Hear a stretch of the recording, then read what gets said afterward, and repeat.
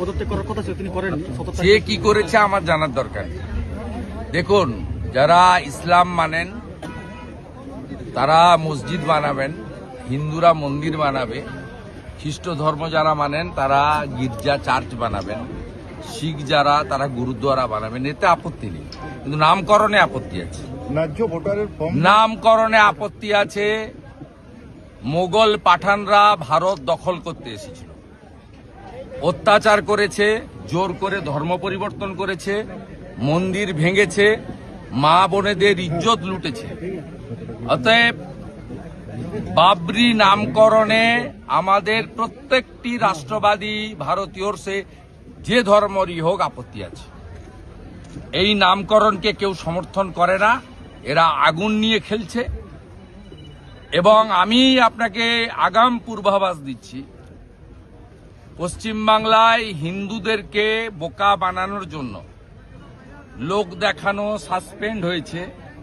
আগামীকাল এই বিতর্কিত নামে বিতর্কিত একটি ডেটে ঠিক করে শিলান্যাস মমতা ব্যানার্জির পুলিশ করতে দেবে। আমি আপনাকে ভিতরের খবর বলে গেলাম, মমতা ব্যানার্জির মুখ আর মুখোশ দুটো আলাদা, আপনি মিলিয়ে নেবেন কালকে এতটার সময়। এবং আমরা যারা রাম ভক্ত, আমাদের আগামীকাল 6 ডিসেম্বর শৌর্য দিবস, আমরা শৌর্য দিবস পালন করব প্রত্যেকটি হিন্দু। এবং আমি কালকে কলকাতাতে শৌর্য দিবস পালনে অংশগ্রহণ করব।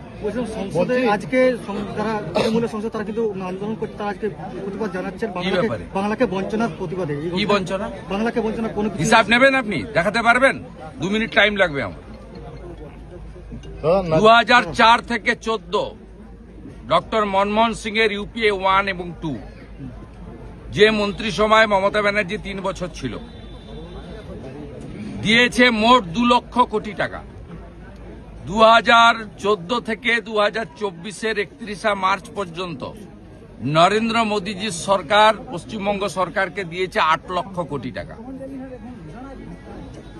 আমি শুধু 2টো স্কিম আপনাকে বলে যাচ্ছি, সময় নেই অতক্ষণ ধরে বলবো না। এক হচ্ছে ইন্দিরা আবাস যোজনা, 2004 থেকে 14 কংগ্রেস ইউপিএ 1 এবং 2, 4,664 কোটি টাকা। প্রধানমন্ত্রী আবাস যোজনা 2014 থেকে 2023 পর্যন্ত নরেন্দ্র মোদীজির সরকার পশ্চিমবঙ্গ সরকারকে দিয়েছে 30,000 কোটি টাকা। মানরেগা এত চুরি করেছে, ধরা পড়েছে চোর। 2004 থেকে 14 454 কোটি টাকা। 2014 থেকে 2022 পরে চুরি ধরার পরে তদন্ত চলছে। তদন্ত শেষ হলে, চোরেদের কাছ থেকে টাকা উসুল হলে আবার যথাবিধি নিয়মে প্রকৃত জব কার্ড হোল্ডাররা কাজ পাবেন। ও বিজেপি এলে 100 দিনের কাজ তো দেবেই, 200 দিনের কাজ দেবে। আমরা মোদীজির সরকার দিয়েছে পশ্চিমবঙ্গ সরকারকে 54,000 কোটি টাকা মানরেগা। এরপরে আর আপনি কি করেছেন? 61টা রেল লাইনের জমি দেননি। আলিপুরদুয়ারে পরিবর্তন সংকল্প সভায় নরেন্দ্র মোদী বলেছেন, জমি দিন 91,000 কোটি টাকা আমার কাছে আছে, আমি 61টা নতুন rail line, double line, broad gauge line করতে চাই পশ্চিমবঙ্গে। কি করেছেন আপনি? মালদা, বালুরঘাট, পুরুলিয়া, কুচবিহার এয়ারপোর্ট কমপ্লিট করার জন্য প্রয়োজনীয় জমি, এখানে ঝররা এই জমি কমপ্লিট করেননি। আপনি কি করেছেন? পশ্চিম মেদিনীপুরের কলাইকুণ্ডায় 37 একর জমি দরকার এয়ারপোর্ট চালুর জন্য, আর্মি এনওসি দিয়েছে, দেননি। হাসিমারাতে 25 একর জমি দিয়ে দরকার, দেননি। আপনি সিপোর্ট বানানোর জন্য ডিপ সিপোর্ট কুলপিতে জমি চেয়েছিল সাগরে, আপনি জমি দেননি।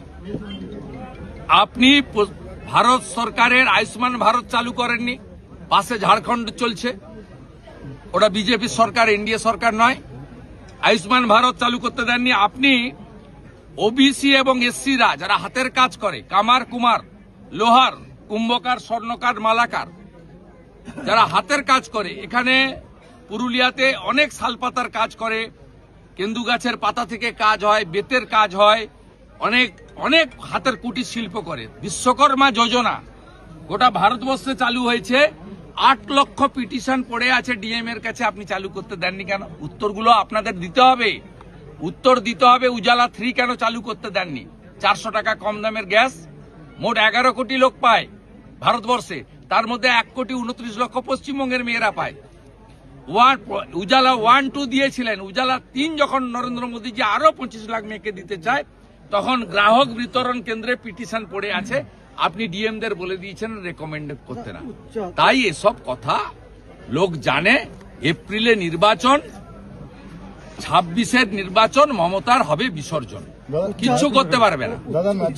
পুরুলিয়ার কোন গ্রামে যুবকরা নেই, তারা উড়িষ্যা, বিহার, ঝাড়খণ্ড চলে গেছে। রেল স্টেশনে গিয়ে ছবি দেখাবেন কি অবস্থা যুবকদের। এই পুরুলিয়া জেলার কোন গ্রামে যুবক নেই, সব চলে গেছে 8-10 হাজার টাকার জন্য বাইরের রাজ্যে, সব রাজ্যে।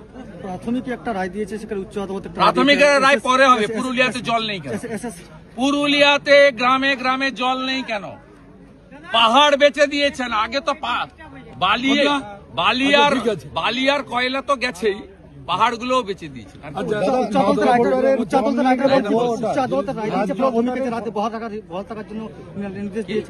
আদালতে প্রাথমিকে বহাল থাকার জন্য নির্দেশ দিয়েছে, সেটা হচ্ছে। আর অন্যদিকে এসএসসির ক্ষেত্রে একটা আলাদা রায় দিয়েছে। দুটোর মধ্যে আমি আপনাকে বলি, কোর্ট আইন মেনে চলা উচিত, কোর্ট ধারণায় হওয়া উচিত না।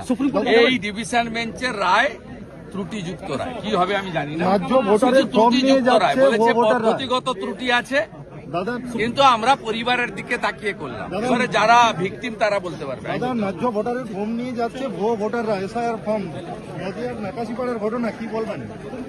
সব জায়গায় বিএলওদেরকে জোর করে এগুলো করাচ্ছে। ব্রিগেডে 5 লক্ষ কণ্ঠে গীতা পাঠ।